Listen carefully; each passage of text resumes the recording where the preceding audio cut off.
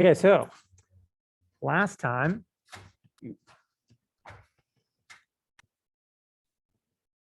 what did we do last time? I think we talked about like the general stochastic optimal control problem. Did we finish off ILC last time? My brain is fuzzy. So we did, yeah, we finished off. We did some finishing stuff on ILC. Then we got into like stochastic optimal control.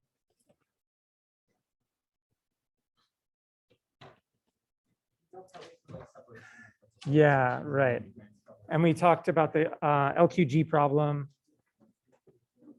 at a high level. So today we're going to basically do the second half of the LQG problem, which is sort of the Kalman filter optimal estimation story and how those things connect together.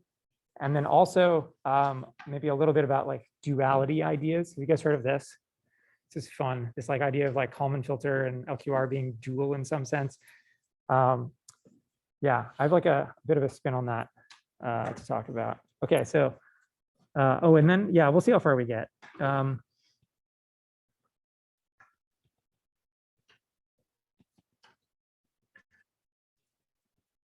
So kind of finishing the LQG story. And then the next thing I want to talk about, we'll see if we get there today, is sort of a little bit about robust control, which is a fun topic that's like related to what we've been talking about.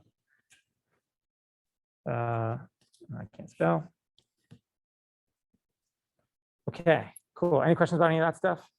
I'm feeling good. Okay, so to like summarize the situation last time, right? We ended up with these kind of like pair of related results. That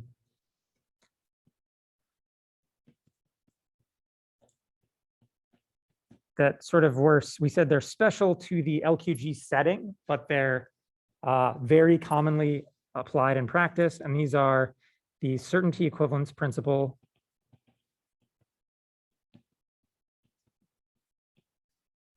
and then also the separation principle. And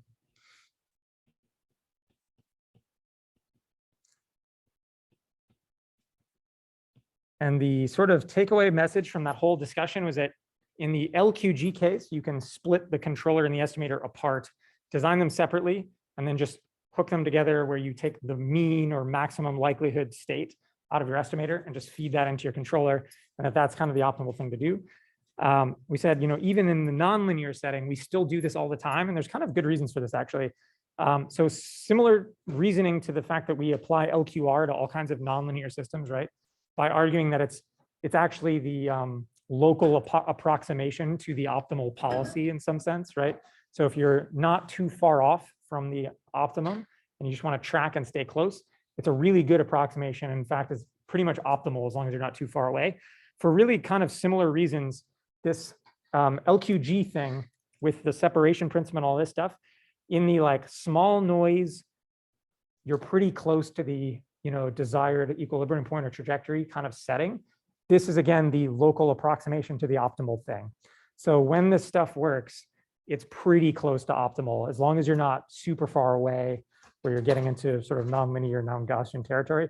If you're close, even on a nonlinear system, this stuff still is pretty close to the right thing. Okay, cool. So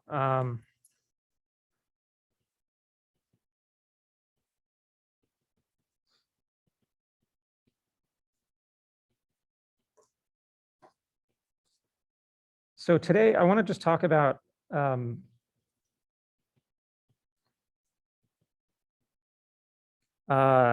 the other half of this problem. So last time we basically said, we argued that this separation thing applies and that you can design these things separately. Then we talked about how that was just LQR with this maximum likelihood state estimate plugged into it. So today we're going to talk about how to get that maximum likelihood state estimate. So the name of the game here is optimal estimation. And this is a huge field. Basically, there are other courses in this that you should consider taking if you're into this sort of thing. But I want to sort of go at it from a sort of optimal control standpoint. And how many people in here have seen the Kalman filter derive before?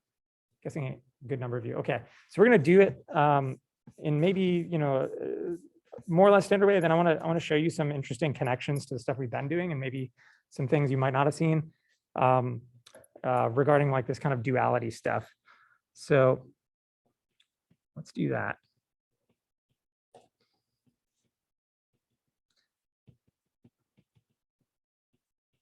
So more stochastic-y things for today, and then we'll kind of get back to deterministic stuff. So the first question is, when I do optimal state estimation, there's this question of what should I actually optimize? And I'll show you what I mean by this.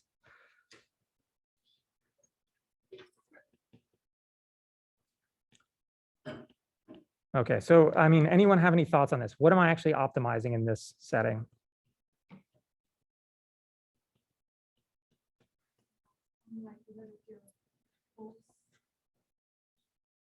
Likelihood of the something conditioned on the measurements kind of vibe. There's like a bunch of things you could optimize, I guess is what I'm getting at, right? So you could do that. You can maximize likelihood. You could also minimize the sum of the squares of the errors, right? So these are like kind of, there's multiple like objectives you could write down to optimize here, right? So let's write down a couple of these things. So here, I'm going to write down a probability distribution, and then you tell me what you think we should optimize. So I'm going to draw a weird one. So let's like say we have a distribution that looks kind of like this. So like non-Gaussian for sure. In this setting, like, so this is like P of X, say, this is X. If I did the minimum mean squared error kind of estimate, where would I land?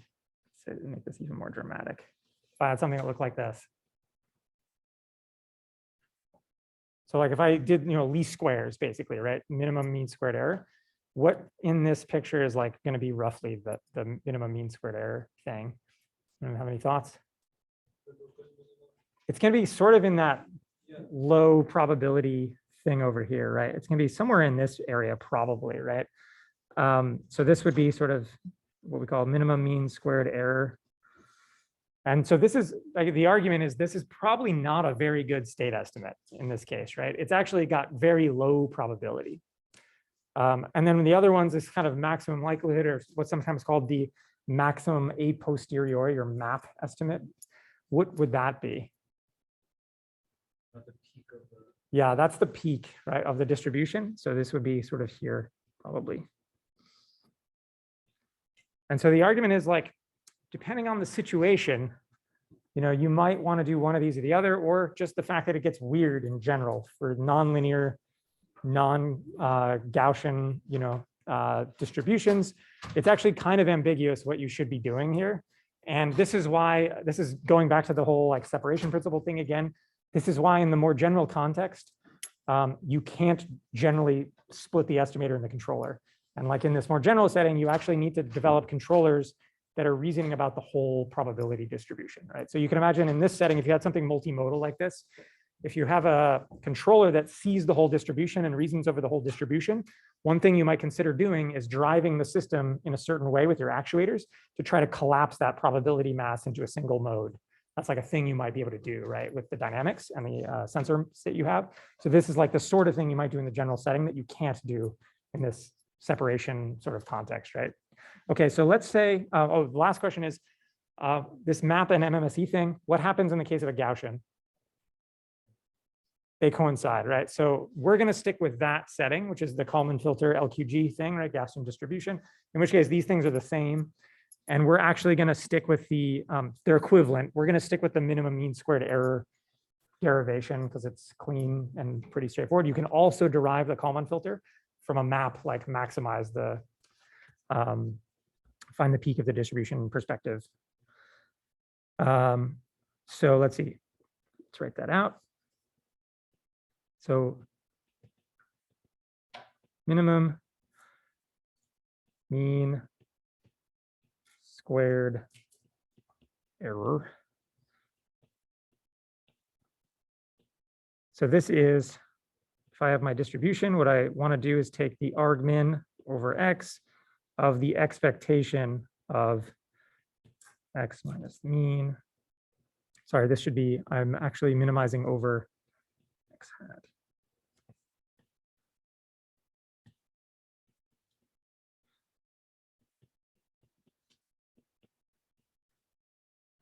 So this is same as least squares, or another way of looking at this is also like a minimum variance thing, right? That's kind of what we're doing. These are kind of all the same thing.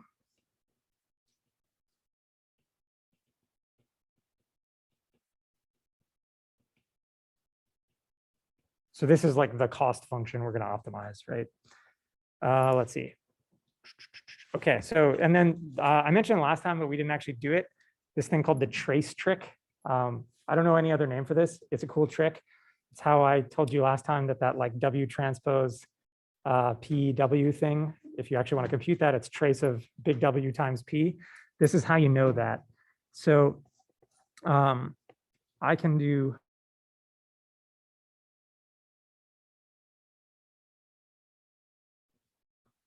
I can take the stuff inside.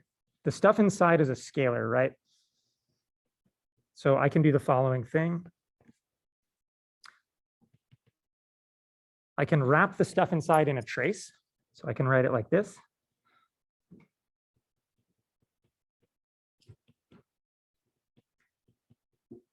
And sort of trivially, this is true because the thing inside is a scalar. Turns out when I take a trace, I can cyclically permute the stuff inside the trace. Has anyone heard this before? So I have like trace of ABC.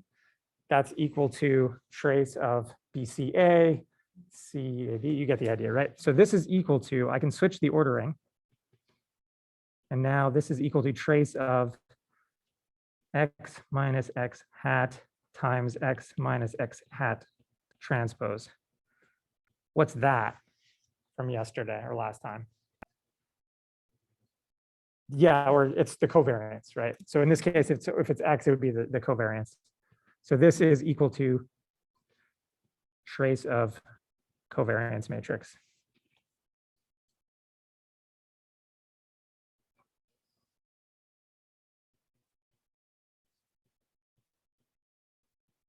Does everyone see that? Oh, I did that. So basically, inside the trace, I'm allowed to switch the ordering of the matrices. So I go ahead and do that, and I flip this inner product into an outer product. And that outer product is the definition of a covariance. So now I'm saying like, this is just the trace of the covariance. Yeah. And the thing inside is equivalent to a trace because it's a scalar, or why is that equivalent to a trace? So I can take the trace of a scalar. It's like the same number spit back, right? It doesn't change anything. So that's legal. I'm saying then I can actually take that thing inside and mess with the order because that's invariant under a trace. So I go do that. Now it's the outer product instead of the inner product that makes this matrix. And also trivially, right? The inner product, it's the sum of the squares, right? If I make the outer product, that's giving me every squared term possible product. And the diagonal of that matrix is going to be, you know, the squares of the individual elements of the original vector, right? You can think about it that way too. Yeah. Did you get rid of the expectation for a reason, or are you just saying the inside part? No, I got rid of the expectation. Yeah. So the expectation of X minus X hat times X minus X hat transpose is the covariance, right? Trace and expectation are both linear operators. So I can flip the order of those two. So maybe I should be more sort of pedantic about this. So this I'm allowed, so the legal moves to go all the way here, if I'm being like extra, you know, detailed about this, would be this then is equal to trace of the expectation of X minus X hat, X minus X hat transpose. And that's equal to now trace of the covariance. Does that make sense? Yeah. Okay. Yeah, I skipped a move. Sorry. But yeah, so basically, there's a bunch of like linear operator kind of assumptions in here, which is like why I can flip trace and expectation. And then the trace trick specifically is this idea that you can permute anything inside of a trace, and it's legal, and it gives you the same answer. Okay.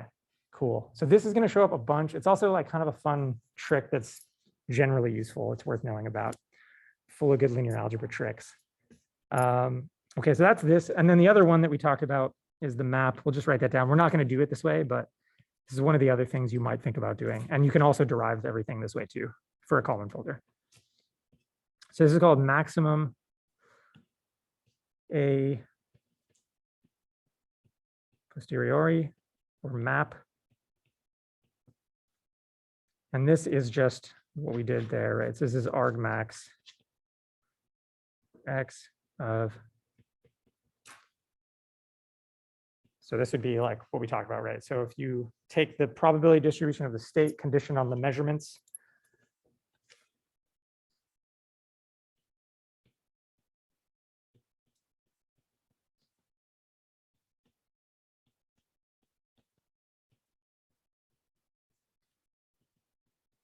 conditioned on the measurements, this is going to give you like, and you just maximize that, right? This is like the maximum likelihood kind of idea. And then last thing we said was this is the same thing for Gaussian.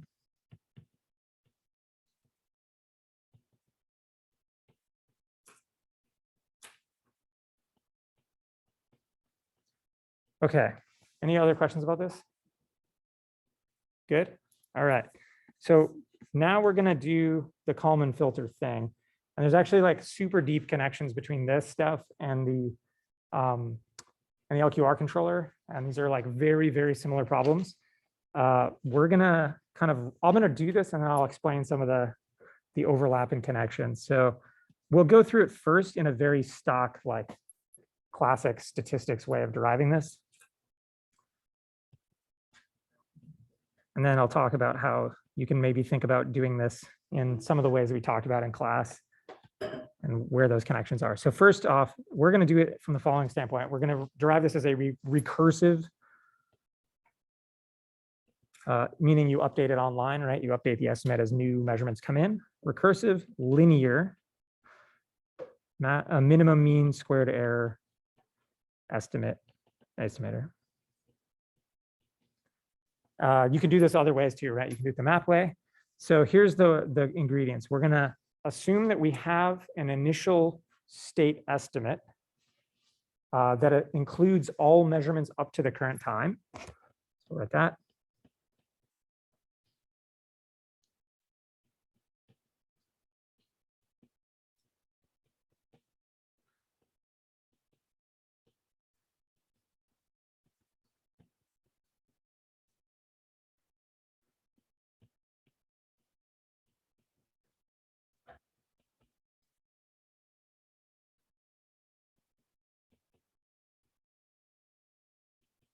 And this we're going to write like this. So we're going to call this, we're going to use hat to denote estimate. And then we're going to write underneath, this is x hat at time k, conditioned on all the measurements up to time k. That's how we're going to write this. And then this is equal to the expectation of xk, conditioned on all the measurements y from time 1 through k. That cool with everybody? So it's basically all the measurements I've gotten so far up to now are sort of smushed into this state estimate. That's what I'm using for this. Okay. Yeah. So this doesn't assume that you have like no Markov. We are, so we're assuming the linear dynamics, blah, blah, blah, the LQG setup that we talked about last time, which is Markov. Okay. So in this case, you only need like the last. Yeah, so we only need, what we're saying here is that everything there is to know about the state is summed up in this x hat k given k. And then the next time step, we're going to bootstrap on this and update it. And it's all going to be, but yeah, so it is Markov. We are assuming this very much, yeah. Okay, so, I mean, this is kind of saying that basically. This is saying you don't need to worry about y1 through k. That's already smushed into, everything you need to know about those measurements is smushed into this x hat k. Okay, so we have that. And then we also have the covariance on this state.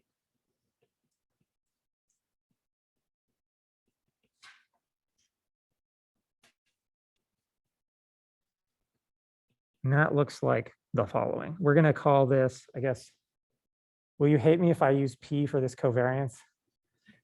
Is that going to be, should we use sigmas? What do you guys think?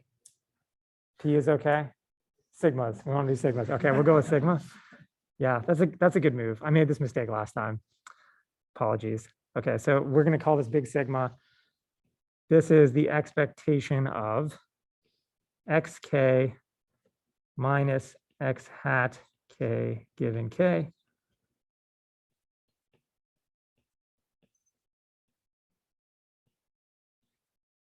Okay.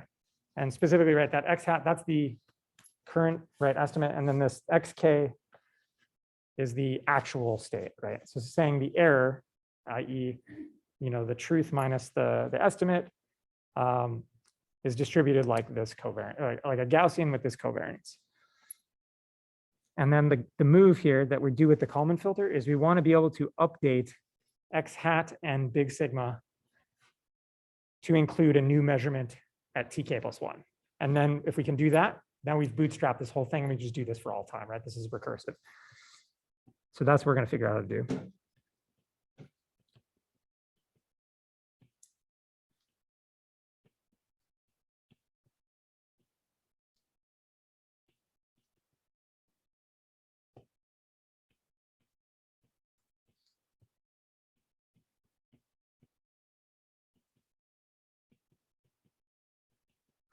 Okay, so that's the game. Also, definitely yell at me if I use P instead of sigma. This is likely going to happen. Apologies in advance. Okay, so here's how we're going to do this. So the Kalman filter can be, we can break this into 2 steps.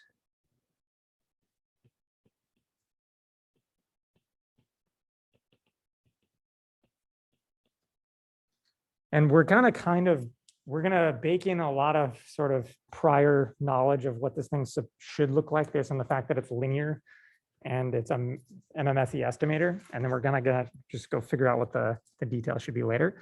So the first thing is I want to predict the state.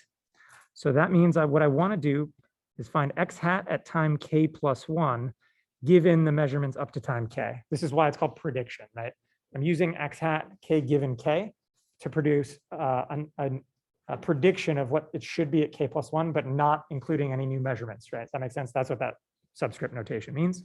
So this is the expectation. If I only know, this stuff up to time k, another way to write this would be I can plug in my dynamics. And I've got the noise on there, right? This is from last time, the stochastic dynamics. This conditioned on measurements 1 through k.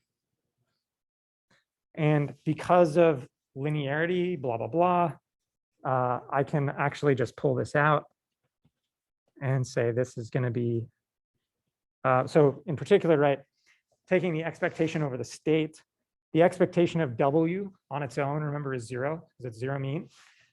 So I can pull this all out, and this is just then expectation of x hat k given k, because it's A is a linear operator.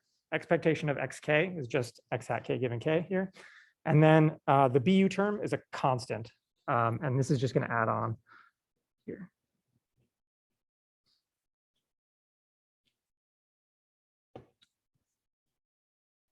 Cool. Yeah.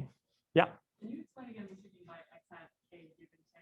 Yeah, that's the estimate at time k given measurements up to time k. Okay. So, and then like the x hat k plus 1 given k is the estimate at time k plus 1, only including measurements up to time k. Meaning I took my previous estimate and just propagated it forward 1 time step through the dynamics without having a new measurement yet. And the game here is going to be to calculate x hat k plus 1 given measurements up to k plus 1. I'm going to incorporate the new measurement yk plus 1. Does that make sense? Yeah. Cool. There's a bunch of ways of writing it. I think this is the clearest. The other common notation for this is hats and tildes, where like hats are the updated ones and tildes are the predictions and stuff. And I find that way more annoying and way less clear. So hence this notation. If you see hats and squiggles, that's the other way to go. Not a fan of the hats and squiggles personally. So, okay, so this is the state prediction. The next thing we need is the covariance prediction. So this same deal. What is, oh, and I did it already, sigma. I call myself though. Okay, so sigma k plus 1 given measurements up to time k. So we're going to do the exact same thing. We're going to write down the definition of this thing with sort of the dynamic, and we're going to plug in the dynamic. So this thing is the expectation of x k plus 1 minus x hat k plus 1 given k.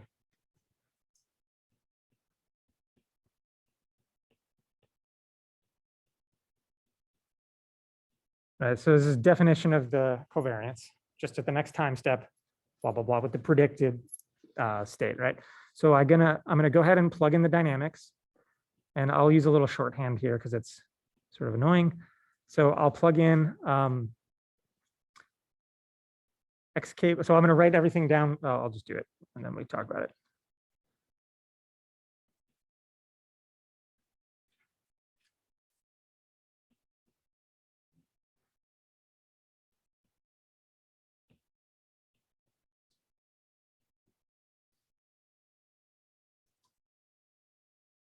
So this thing times the same stuff transpose, right? Okay, so the next thing to talk about is the, we're going to get rid of all the constant stuff. So like these guys.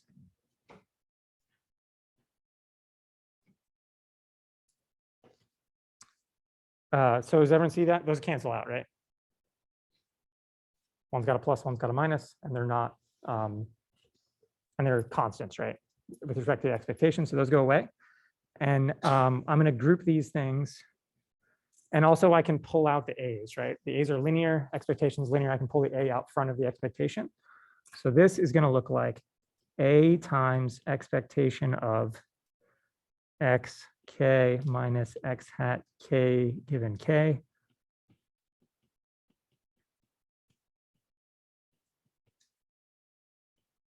A transpose. And then I'm going to get a new term with the W's in it. So this is expectation of WK, WK transpose. Okay, so the first thing here, the thing inside the A's, this is just our last covariance, PK given K. And then this thing over here, what's this?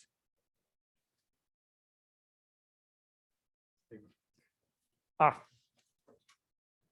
I'm sorry, it's a like mental block. I can't help myself. This is, I always use P's for this in my normal life, and it's challenging. Okay, so that's what this thing is. What's the other thing on the right? The W transpose term. Yeah, it's the process noise covariance, which last time we called big W. Cool. So in conclusion from this, this thing is equal to A times the last covariance, times A transpose, plus the process noise. So this is like super intuitive. I mean, really what this is doing is taking the previous time step covariance, mapping it through the linear dynamics, and then adding on the process noise from the dynamics at that time step, right? Yeah. So for little w, what exactly is in that vector? Is it literally just like what we expect to see, like if we take what we expect to see and we set that equal to, is it just like the difference between like the actual state and the expected state? So little w, like the setup here is we're assuming the dynamics, the actual dynamics are stochastic, like that there's inherent noise in the dynamics, that you have like a dynamic process driven by white noise. So this is like not often like the case in a robotic system. Like examples of where this would literally be true are like wind gusts, where you like really have no prior information about what these things are going to do. So if I go fly a quadrotor airplane or something outside and there's wind, I'm really not, I have no way of knowing. I mean, there may be some constant wind, but on top of that, there's going to be gusts, right, that jostle you around like this. And those are truly random in the sense that they're not predictable. They're not something I can put into a model. They're really random, right?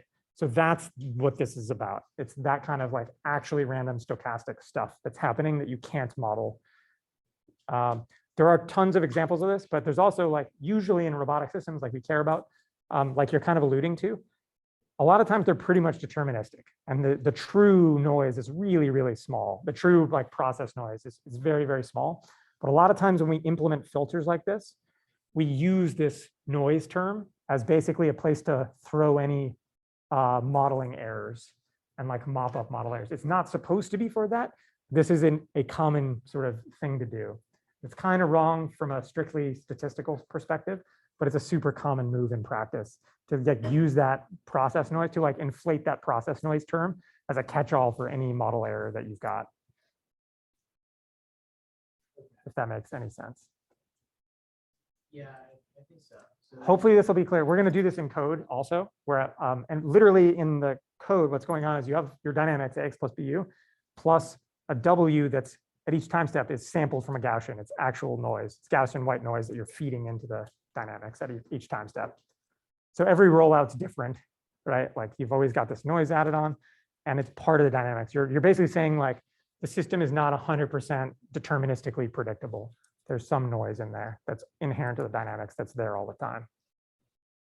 And yeah, think like wind gusts, I think is like maybe the clearest example of this, where it's going to be different every time you roll it out. It's sort of inherently random. Cool. Yeah. If you had model control noise, could you also, because that would also be able to come out, right? But also just tack it on to the end of the right update. Yeah, so you can basically smush anything you want into W. I'll give you an example of that in a second. Essentially, like what you're talking about, you just take whatever it was and smush it between some B's, and it would like look like this still. Or you can come up with the equivalent W for like anything like that that you would like to have. So we're going to do this for like a random walk process where it's like actually acceleration noise. But I can, in discrete time, I can like convert that to one of these W's pretty easily with like some matrix math. I'll show you an example of this. Anybody else? Okay, cool. So that's how you do the prediction step. Easy enough. So the next step is a lot harder, and this is called the measurement update. So we predicted, we've got what we think it's going to be at the next time step. Now we get a real measurement from our sensors. We try to fuse that in to update our estimate at the new time step, right? So this is how you do that. And I didn't actually write that this was the prediction step. Bad, Zach.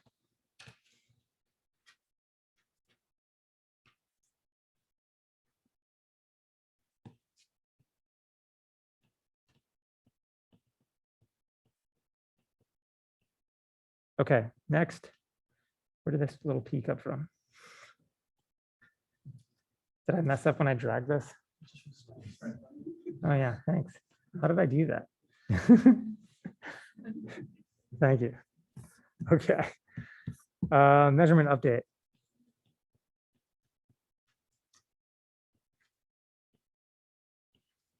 Okay, this is kind of the tricky part. We're going to take some shortcuts, but okay, so the first thing we're going to do, some of this will seem weird and arbitrary, but it'll hopefully make sense at the end. So the first move is we're going to define this thing called the innovation.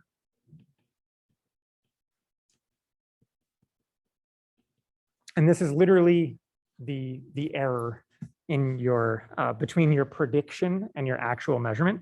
So what it is, we're going to call this Z. This is, I take my real measurement, Y. It's the difference between the real measurement, Y, and the predicted measurement from the state prediction. So I'm going to take my state prediction, X hat, K plus 1, given K, and I'm going to run it through my measurement model, which is here, it's linear, it's a C matrix.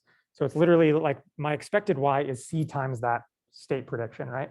I'm going to take the error between that prediction and the real measurement. And we're going to then, what is this? Oh, right. So if I expand this, this is equal to, I'm going to plug the dynamics in and like what this should be, right? So this is Y.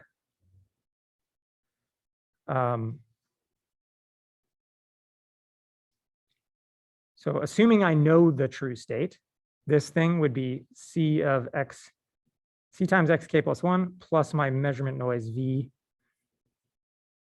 And then minus this guy. This is going to be useful in a second. Is this clear to everybody? Yeah. This is okay. Yeah, I probably should have done a little summary at the beginning. We're assuming a dynamics model. Here, let's like write this out somewhere. I'll put this here and then we can talk through. Okay, so like the LQG model that we're using, which we talked about last time, but yeah, would be good. We're assuming the dynamics look like this.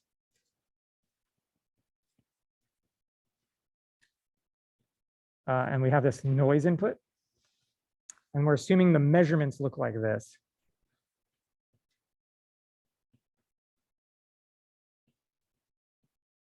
And that WK is drawn from a Gaussian distribution with zero mean and covariance big W. And VK is drawn from a Gaussian distribution with zero mean and covariance big V. So we did this last time a little bit, right? Just as a refresher. So everything's zero mean Gaussian on the noises. And then we're assuming linear dynamics, like we've been the whole time, but they have this process noise added on. And then a linear measurement model. And by measurement model, I mean a function that maps the state into what the sensor should see, right? So an example of this for us that's linear like this would be, let's say I have something, you know, that's driving around like a 2D car or a double integrator model, and I have only position measurements, right? So that C would just pick out the first part of the state vector that has the positions and not the, you know, part that's got the velocities. And that's pretty standard kind of thing that you would see, right? And you can imagine pretty much any kind of sensor you can imagine. You can make a potentially nonlinear, but you can make a measurement function that looks like this. That says, given a state, here's what I would get out of this sensor, right? So in IMU, you can do this, right? Like pretty much anything, you can take a state and predict what the sensor will see from that, right? Does that make sense, everybody? Okay, so back to this. So the next thing we need is, this is the innovation, right? So this is the error on the measurement given the prediction. We need to calculate the innovation covariance, sort of unsurprisingly.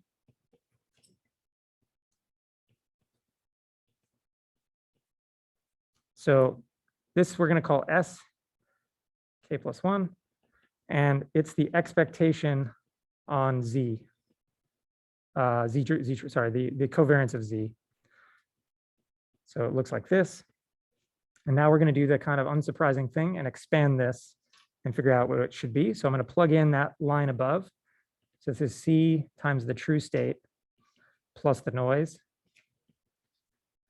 minus the prediction. And then like this thing times itself transpose. And now I'm going to play the same games as before and pull these out. So the move, there's like a couple tricks in here. The one is that I can pull out the C's, just like I did with the A's before, because they're linear. And the other one is that maybe I'll write this down before I do it. VK plus 1, which is the sensor noise, right? And XK plus 1, which is the state at time K plus 1. These are uncorrelated. Does that make sense, everybody? Like at a basic sense, like the sensor, the noise on my camera or whatever, we're assuming here that it's not correlated with the state. That like the noise you see in your sensor is independent of your state. In some nonlinear settings, that might not be true, right? You can imagine, I don't know, if you have a camera, you might have more noise on your pixels if it's pointed at the sun or something like this, right? So that maybe there is a correlation, but here in the LQG setting, we're assuming these are uncorrelated. So saying no matter where you are, you're getting the same noise on your sensors. Is that everyone clear with that?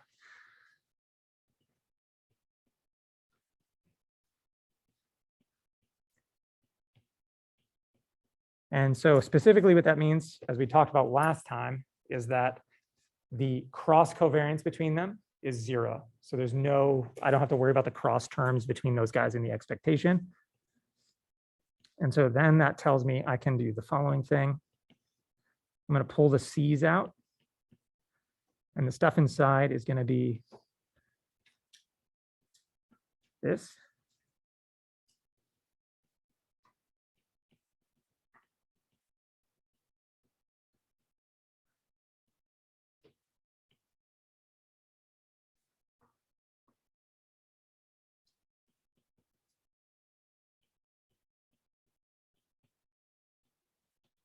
Okay, so what's the first thing?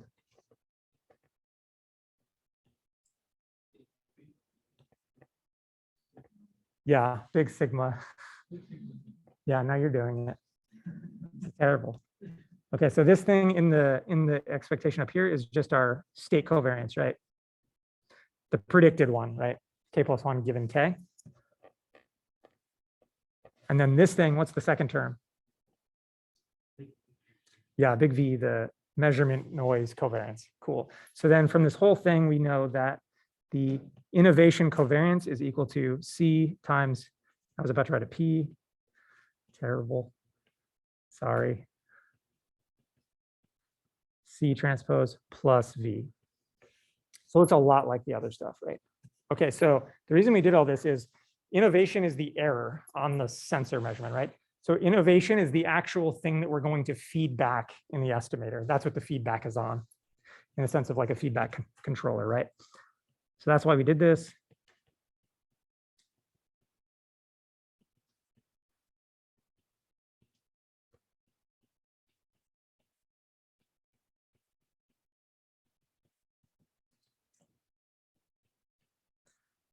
Okay, so now we're going to write out the whole thing. So let me see if I can, mind if I like get rid of this for now and I'll throw it back in later. Slash, it's in last time's notes if you need it. Okay, so here's the state update in the filter. Looks like x hat k plus 1 given k plus 1, right? So the updated state with the new measurement is equal to the predicted state, so k plus 1 given k, plus a feedback term on the innovation. So L is going to be our feedback gain, LK plus 1 times ZK plus 1. So it sort of looks very much like, like LQR feedback, right? It's kind of the idea. This L here is, you'll often see this thing called K. You'll also see it called L. You'll see it called K for Kalman. You'll also see it called L for Leuenberger. Has anyone heard of Leuenberger? It's like another famous name in this area. We're going to call it L so we don't confuse it with the LQR K. Incidentally, Kalman did both the Kalman filter and LQR, right? So fun fact. Okay, so that's the recipe. That's how we do this. The only thing we're missing now is, well, actually, I shouldn't say that. The only thing we're missing now is the recipe for computing L, right? So there's an optimal L, and that's what we're going to figure out. I missed one more thing. We actually have to also update the covariance. So I spoke too soon. So this is the state update. We also have to do a covariance update, which is not hard. We'll do that real quick. It's very much along the same lines as the stuff we've been doing. So here's what it is. K plus, oh, I did P. Okay, sigma K plus 1 given K plus 1 is, right at the definition, expectation of xk plus 1 minus x hat k plus 1 given k plus 1 times itself transpose. And so I'm just going to plug in the update equation into this, and we're going to expand it out the same way we've been doing.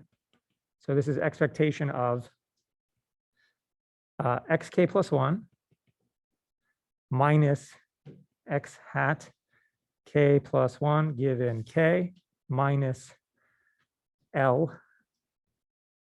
k plus 1 times, this is going to be a little messy. We'll go quickly. I'm not going to bore you with all the details of this. I'm now going to plug in the definition of Z. This should be a Z, right? So this is C xk plus 1 plus vk plus 1 minus c x hat k plus 1 given k. Okay, this times itself transpose, blah, blah, blah again. Move this over.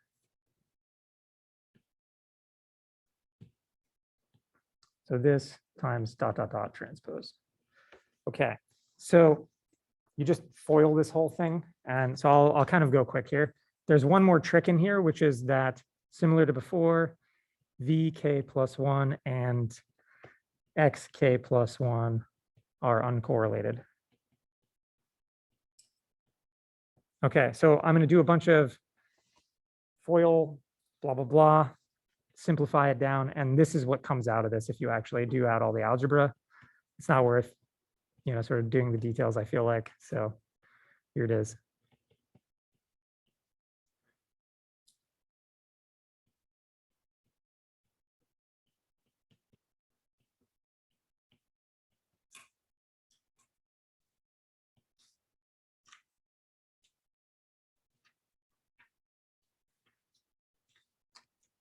Okay.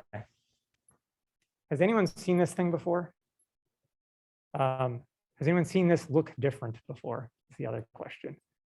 So there's like 3 or 4 different versions of this particular equation floating around out there. This one has a name, actually. This is called the Joseph form of the Kalman filter update or whatever. And this is the best one. So in particular, the reason this is the best one is this one is symmetric. The other ones are not symmetric. And this one also only adds symmetric terms. So this one basically guarantees that the sigma at the next time step is symmetric positive definite, even in the presence of numerical round-off error, which the other versions don't. So this is from a numerical, sort of finite precision arithmetic perspective, this is the best one to use. They're all mathematically equivalent in like infinite precision, but on a computer, this one's not gonna sort of give you stupid asymmetric indefinite covariance matrices with round-off error. So I don't know, fun fact. Okay, so this is the whole recipe for the filter. Again, the piece we're missing now is how to compute L. So now we're gonna do the how to compute L story. So this is called the Kalman gain. And this is not so terrible. It can be terrible, but we're gonna hopefully do it in a way that's not so terrible and sort of hand wavy. So here you go. So this MMSE thing that we talked about, this is saying that what we really want to do here is minimize expectation of xk minus x hat k given k, blah, blah, blah. Oh, I put the transpose. We're going to use the trace trick again. That's sort of foreshadowing, I guess. Okay, so that's the thing we want to minimize. This, as we argued before, is just the trace of sigma k given k, right? From the trace trick. So here's how we're going to get this thing. We're going to take the derivative of this thing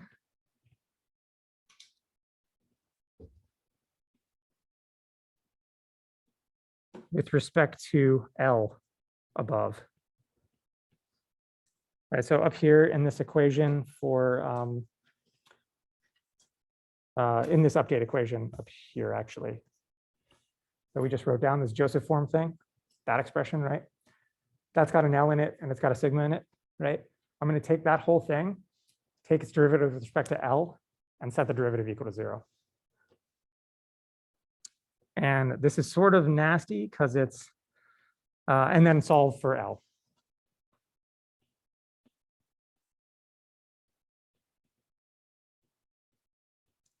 So let's look at that real quick. What kind of function is that thing in L? Huh? Yeah, it's quadratic in L, so it's convex in L, right? So if I take its partial derivative with respect to L, I'm going to get a linear function in L, right? And it actually looks exactly like the LQR, how you find the gain matrix in LQR. I'm basically going to take this, take its derivative with respect to L, set it equal to 0. I'll get a nice linear function in L. I can solve for L. That's the recipe. It's not hard to do. I'm just going to tell you the punchline. You can do it yourself if you want to try. It's just like a bunch of algebra. Here's the answer is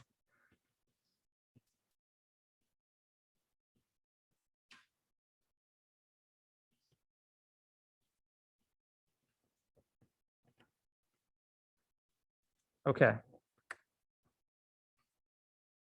So we're taking a little shortcut. Oh, yeah. Thank you. So there's basically 3 lines to get to this of algebra. It's not terrible, but like, I don't know. We've done enough of this already. So that's how you do it. Okay, so to summarize the whole algorithm,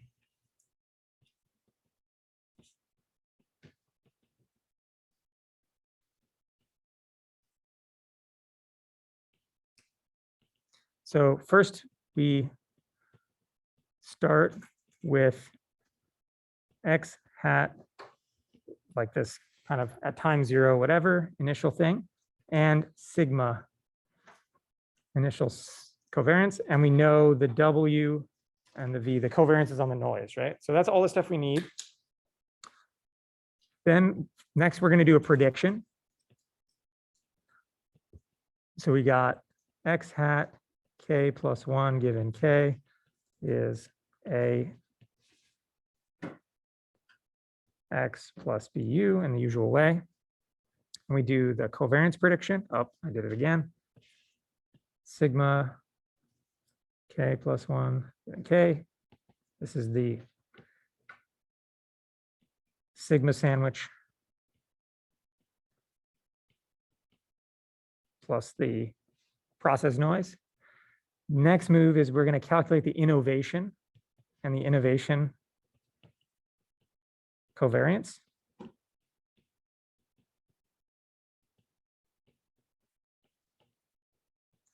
And this looks like we got Z is actual measurement minus prediction. And then the covariance on that is another matrix sandwich plus the measurement covariance. Next, we calculate the Kalman gain.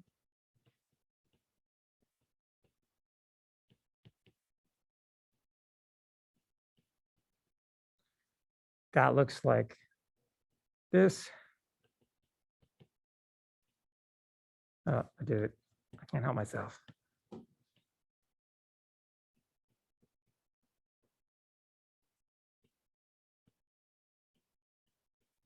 looks like that. And then lastly, we update the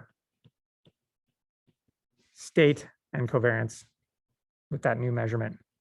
So that looks like this. We feed everything back in, right?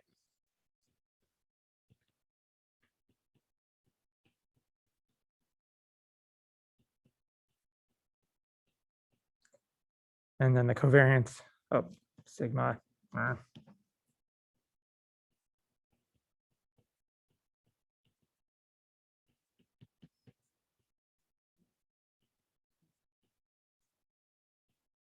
Yeah. Sorry, where? Yeah, S inverse. Yeah. Wasn't there. Oh, did I mess that up? Yeah, sorry, my bad.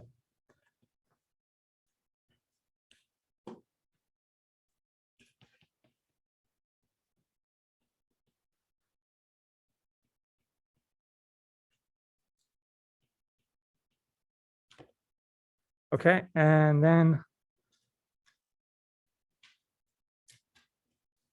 after this, you repeat, you go to 2.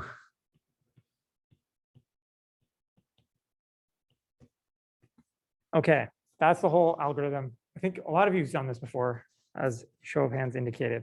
So questions, and we're going to go do this and hook it together with LQR in a sec. What should we say here? There's the first kind of question before we go and do it. Actually, let's go do it, and then we'll talk about it. Okay. Please don't die on me, computer. So here's the full LQG setup. What are we doing? All right, so we've got the double integrator in 1D. So like really simple system, discrete time, 0.1 hertz. And now we've also got this measurement model C, and that's just picking out the first state, which is the position, right? So we've got state as position and velocity. Input is the acceleration effectively or force. And we get to observe the positions. Here's the noise. So we've got a process noise. And what I wanted here is I want to make this look like a random walk, which is equivalent to having noise on the accelerations, or equivalent here to having noise on the inputs, like you just said. So that's how I do that. I take some noise on the input, map it through B in the usual kind of matrix sandwich type of way. I'm going to make these kind of small at first, just And then I've got measurement noise. So these are the noises on my position measurements. So this is, we were just saying, this is the how I would map an input noise through, right? Okay, cool. So this is just bookkeeping, my LQR, cost weights, cost function. We might look at that in a sec. I'm going to compute a LQR controller, standard infinite horizon LQR stuff.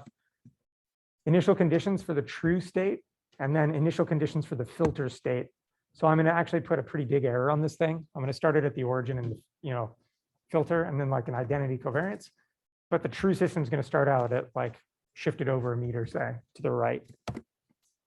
Okay, this is setup stuff. I'm going to keep track of a whole bunch of things. And here's what the actual loop looks like. So what I'm actually doing here is like just the measurement update at the initial time without doing a prediction step. So I'm assuming I'm there. I've already got this like X hat not, but I have a new measurement Y not, right? So I'm just going to do the measurement update part. So that's what this is: innovation, covariance, blah, blah, blah, Kalman gain, and then exactly the stuff we just wrote down, right? All the good stuff. And I use sigma in here. Go me. And then I'm going to take this X hat and use this X hat inside my LQR controller. That's kind of the full recipe. And then as we were talking about before, right? These are my true stochastic dynamics. So I'm evaluating AX plus BU, and then I've got this random white noise drawn from a Gaussian with covariance W added on. Does that make sense? Does everyone know why I have a square root on the W? So the W, remember, is the covariance. So it looks like noise, it's the outer product, right? It's X times X transpose or W W transpose. So if I actually want to get a sample with that covariance, I need to take its square root and multiply it on by like a unit Gaussian noise sample. Basically, it's the difference between standard deviation and variance, right? So like the square root of W is like the standard deviation. Does that make sense? So that has units of whatever the original noise step was. This is, yeah. In theory, could you do the same thing, but like you do have error in your measurements, but you don't necessarily have some type of stochastic? Yeah, you totally can. Yeah. Okay. So in here, in these stuff I just did, if I just set W to 0, that's what you would get, right? Does that make sense? Yeah. Yeah, so there's some issues with that numerically in the Kalman filter. Basically what will happen is over time, your state covariance is going to collapse to 0, which will cause numerical problems. But theoretically, yeah, you can absolutely do it. There are other types of estimators that are deterministic, that don't make these stochastic assumptions. Specifically, it's one called the Leuenberger observer, which is where the L for Leuenberger came from. That's the deterministic version of the linear estimator that you could write down. So yeah, you can write down deterministic versions. You can set the covariance in there to 0 if you want to. It'll work actually. Like you can just try this out. You try it with the code later. What you'll find out though is like in some settings, it's going to cause numerical problems because like some matrices will go singular and stuff like that in certain circumstances, but you can definitely get away with it for a little while. Okay, so this is the initial time. So you can see, right, like I started out with an initial estimate of 0, 0. After just doing the first measurement update, it actually gets this kind of right, but the velocities are terrible, right? Because I only have position information. Now I'm just going to run this forward. So this is the whole simulation. I'm going to generate a measurement using my true state and then adding on measurement noise. This is the same idea, randomly sampling from a Gaussian, multiply it by the standard dev, basically. Kalman filter stuff. So this is the same stuff. This is the state prediction and then covariance prediction that we talked about, exactly what we wrote down. Calculate innovation covariance, Kalman gain. Now I do the Kalman update on the state and covariance. Now I'm going to run my LQR controller using the X hat from the estimator, the state estimate from the estimator. And I'm going to run that on the true system, true states with this noisy dynamics with the process noise added on. So let's go look. I put on a pretty small amount of noise. And so this looks pretty reasonable, like what you'd expect, right? It's driving the system to the origin. It's a little wiggly, a little noisy. This is the true state dynamics. And then this is what the filter's internal estimate of the state was. You can see that's like a little bit noisier. Let's see, let's do first, let me crank up the noise. So this was pretty small noise, right? If I crank this up kind of a lot more, let's look at what happens. Actually, yeah, maybe we should do a couple more things before we do that. No, never mind. Let me do that. Okay, so like 0.1 instead of point. Run this again. So you can see a lot noisier, a lot more wiggles, blah, blah, blah. We can also play around with, like, if I dial the, let's say I dial back the process noise and just have measurement noise. If you want to do that, we can set this equal to some really small number. So it's still kind of bad because of the measurement noise, right? The measurement estimates are pretty bad. What else can we do? Yeah, so that's kind of the deal. One thing I wanted to show you, this is maybe foreshadowing of some other stuff. We'll go back to like something reasonable-ish. These are the elements of the covariance matrix. So I saved all the covariance matrices as I went forward in this algorithm. What's happening to the covariance matrix? It's sort of converging to steady state values, right? Does this remind us of anything? Sorry? Yeah, it looks like infinite horizon LQR, right? So what's going on here, this is a linear time invariant system. And just like in the LQR case, the covariance and the Kalman gain are both going to converge to steady state values on an linear time invariant system, just like LQR. This is getting at this duality thing. And so in particular here, right, just like I did with LQR, I could actually pre-compute the Kalman gain, the steady state value of the Kalman gain here, and just run with that and not even need to keep track of the covariance. That makes sense, right? If I was planning on doing some like long horizon thing for this linear time invariant system. Anyone want me to try anything else? Any other questions about this? Good. Okay. Switch back. Say some things. Let's see. So first comment is, how do we do this on nonlinear systems?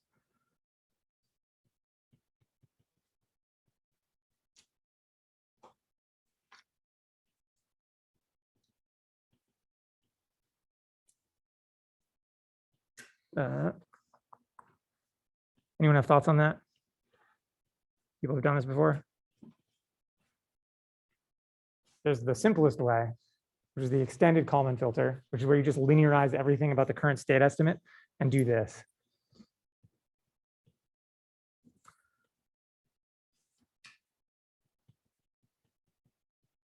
Anyone else have any other ideas?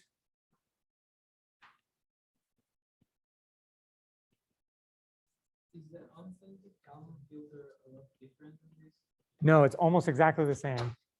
It's a sample-based version of this, where instead of linearizing the dynamics, you just pump samples through.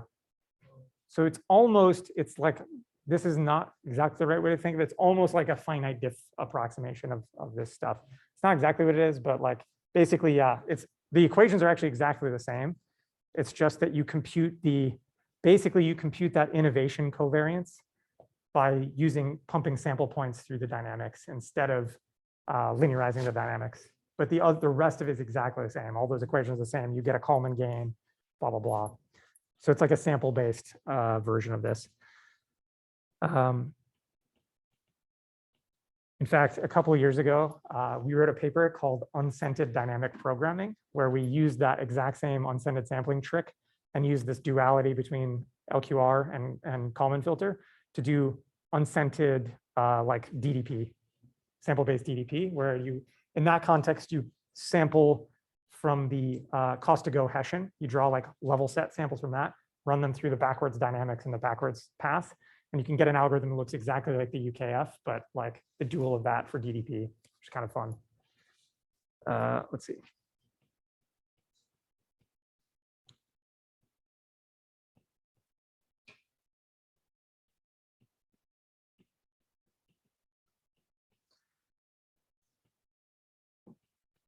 There's lots of other generalizations. Has anyone heard of receding horizon or sliding window estimator? This is somewhat common. Okay, so I want to show you something interesting there. Basically where that idea comes from, which is kind of fun.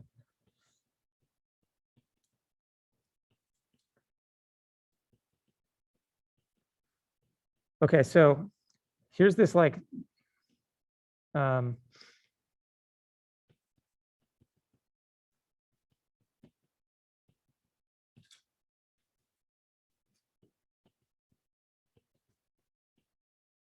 So the minimum mean squared error or map, the estimation problem we just solved with the Kalman filter, I can actually write that down as an equivalent trajectory optimization problem. So there's like a trajectory optimization problem that is exactly the same as the filtering problem we just wrote down. And it looks like this.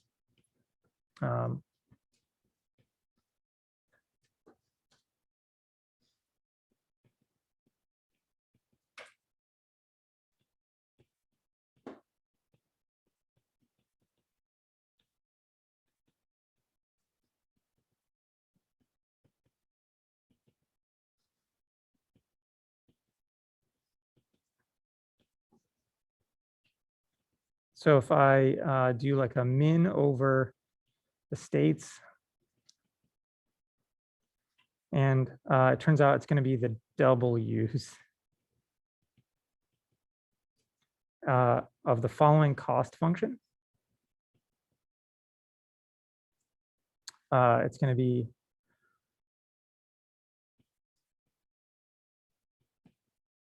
so I'll write down what this is in a second. So the Y's are the measurements. G is a more general nonlinear measurement model instead of the C matrix that we had. And this is our covariance.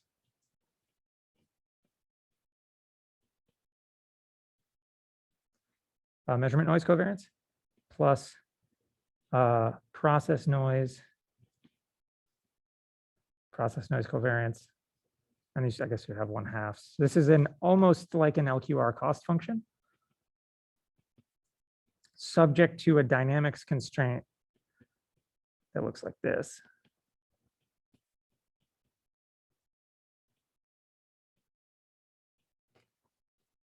So the idea here is we have a quadrat. So you want to think about the W's as the controls here. Is the idea.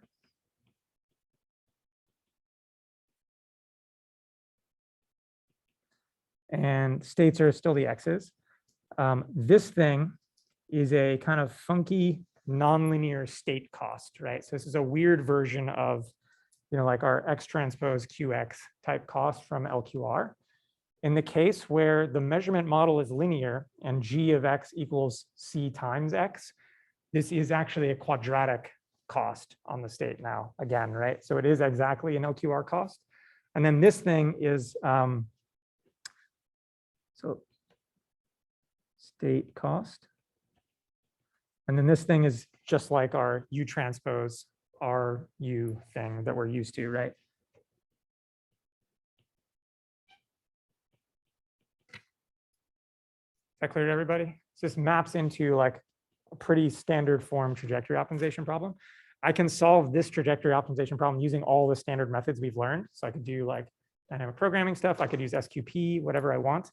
And this is going to give me the sort of nonlinear batch least squares estimate for this problem if I do the nonlinear thing.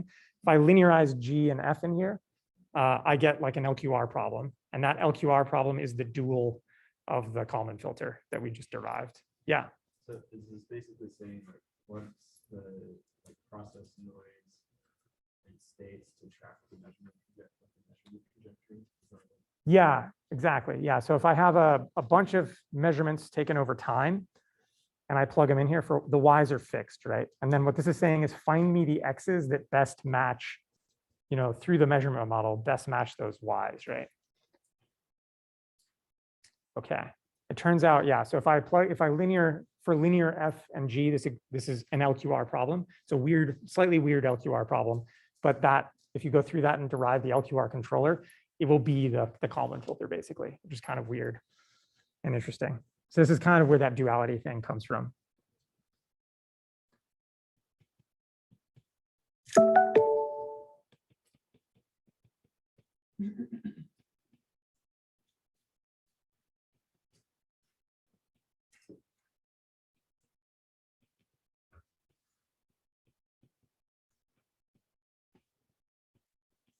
What else?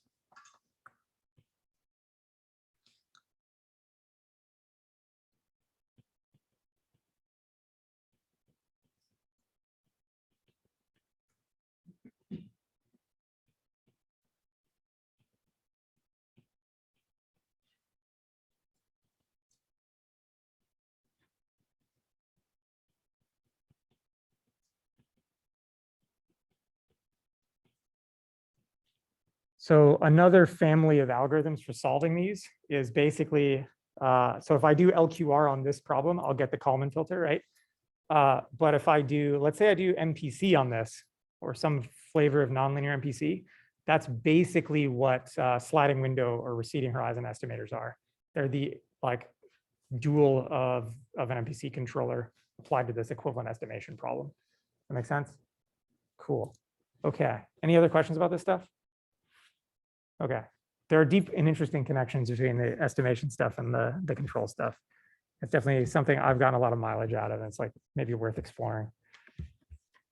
All right. The next topic is this sort of, I'm on the fence about going to the next thing because we have like 9 minutes left. Maybe I'll like kind of, do I want to do this now or should we just punt? I think I might punt till next time on the next stuff. That it's a whole new topic. I don't want to like start giving you the background now and then like have to restart. So I think we might call it a day there. Is that okay with everybody? And I'll hang out and we can chat about homework and projects if you want. Yeah. I had a question about the sigmas kind of like converge. Mhm. Like how but here, even though the sigmas converge, we still have the covariance matrix of the innovation, right? So we cannot exactly compute the Kalman gate beforehand. You can actually. Yeah. So the whole thing converges to a steady state value. Yeah, it turns out. If you work through this, you can like you can see that like the sigmas will, and also so will the s's. Basically, everything will converge to steady state, and then you can just find a steady state L, just like a steady state LQR game. So this is like sort of like as if I were doing like the other thing that's weird about this, right? That's different from the control context. In the control context, we have a terminal condition, and we for the cost to go, and we go backwards. Here we have an initial condition on the covariance, and we go forward. So this is going forward in time instead of backwards in time. So in the like DDP context or whatever, I can't actually do like here. I'm computing this covariance online, and I'm only able to do that because I had an initial condition for it. I'm going forward. Whereas in the control context, I have a final terminal condition on the cost to go, and it goes backwards. And so starting at T0, I don't know what that thing is, right? I don't have initial conditions on it. So I kind of can't do it this way, right? So in the LQR context, I have to like pre-compute those gains and use them. I could also pre-compute them and use them here, right? And in general, if it's an LTI system, you can actually just kind of pre-compute the infinite horizon L and just use that and not worry about the covariances at all. And that's sort of okay. And in that case, yeah, that would be called a Leuenberger observer, actually. So the Leuenberger observer is where you have just like a fixed gain on the innovation, and you just use that. And like basically the Kalman filter is like, just like you could use any fixed like PD feedback gains, yeah, but the Kalman gain, the LQR gain matrix is like the optimal PD gains, right? Here it's the same deal. Like the Leuenberger observers, I just write down any L I want, like some gains on the innovation. If I optimize those gains and find the optimal ones with respect to this LQG problem, that's the Kalman gain, and that's like the Kalman filter. So like Kalman filter is a special case of Leuenberger observer in the same sense that LQR is like a special case of a PD controller. I don't know if that helped. Yeah. So what kind of problems are not LTI? Lots. So in general, the way to think about it is LTI is what you get when you have a fixed reference that you want to stabilize at. And time varying is what you get when you want to track a trajectory. That makes sense, right? So we did time invariant. So time invariant LQR would be like, balance the pendulum or something like this. Time varying would be do a swing up, right? And I want to track the whole swing up trajectory. So then I'm going to get a bunch of A's and B's along that trajectory and have a time varying gain along the trajectory, right? And the linear part is in dynamics. The linear. The linear part of LTI, is that just? Yeah. It's assuming you're using AX plus BU dynamics, right? Yeah. And the time invariant part means that A is constant and B is constant. And if you do time varying, like if it was a swing up trajectory, you get a different A and B at every point along the trajectory, right? Yeah. Maybe this is a silly question. This one I didn't know how to earlier, but For the innovation Z, that's the difference between your actual measurement and your predicted measurement. Yep. In the predicted measurement, why are you not doing like an edge check? So it's like, here's where I think my state is. The noise is in there. It's in the covariance on that prediction. Does that make sense? So like what I'm really trying to do here is keep track of a Gaussian distribution. And the X hat is the mean of the distribution. So that's where I think it's going to be, but I'm not sure. And the not sure part is reflected in the innovation covariance, right? So it's like, here, I expect the measurement to be somewhere in the neighborhood of this prediction, and how far off it is, I expect to be like, sort of, I expect it to be distributed according to this Gaussian, right? Does that make sense? Yeah. So like another way, you can talk about this in the language of like beliefs, right? Like I have a Gaussian belief over these things, and there's a mean in the covariance, and like, this is how I propagate the mean, right? When I do that innovation thing, right? What that innovation thing is saying is I expect my measurement to have like a certain mean and a certain covariance, and that's my belief. And like, so the mean just propagates like that. The covariance propagates like that matrix sandwich thing. And the V that's added on there, that's where the noise is, right? Does that make sense? Yeah. That's where it shows up. It doesn't show up in the mean prediction. Yes, that makes sense. If I were to try to like simulate this, I would draw random samples from a Gaussian and like apply that random noise, right? And roll out. Are there any, like, I mean, they should probably break it, but are there any multimodal, like, flavor subs like Kalman filter? So yes, so yeah, definitely multimodality bad. We don't like that. And inherently in like a robotic setting, if your state distribution is multimodal, you really don't know where you are, which is a bad thing, right? And then it's like, oh, I need to control myself, but I could be over here, I could be over here. This is a bad situation. You don't want to be in that situation. So generally the answer to that is to add more sensors and/or better sensors until you do not have a multimodal state distribution. But there are real situations in practical settings where you do have to do this. A classic one is like terrain relative navigation. If you're like solving like a lost in space problem and you have a map and you have like camera or LiDAR data and you're trying to register that data to a map and figure out where you are. Like if you're totally lost, you have like a uniform distribution. If you just start getting like LiDAR data, say, and trying to match that up to your terrain map, like you could be in a whole bunch of spots, right? Just knowing like, so that's a situation where given really limited data, you could be in a lot of places in the map where you maybe actually want to keep track of that multimodal distribution. And then as you move around and collect more data, you can hone it in better, right? So that's a setting where you do truly have multimodality, and it is important to keep track of it. So the standard approach in that setting, there's lots, but the standard most general approach is a particle filter, where you actually just sample from that giant multimodal nasty thing and keep track of a sample distribution. There are multimodal extensions of the EKF. The idea there is, these are called Gaussian mixture models. What you do is basically say, I have this multimodal distribution. I'm going to basically fit a sum of Gaussians to it, right? So each bump in that multimodal distribution gets a Gaussian fit to it. And then what you basically do is run a whole bank of EKFs in parallel to keep track of each Gaussian mixand in that, bunch of, you basically run a separate EKF for each bump in the multimodal distribution. And then there's some bookkeeping on the outside of those to sort of like combine them in a smart way. But yeah, you can do that too. Generally speaking, that's like, it's sort of iffy, right? Like you basically don't want to do that. You only want to do that if there's a few modes and you just keep track of the modes individually, right? If there's lots of modes, that kind of blows up on you and it's not great. And in that case, you just want to use a particle filter probably. Yeah. Yeah.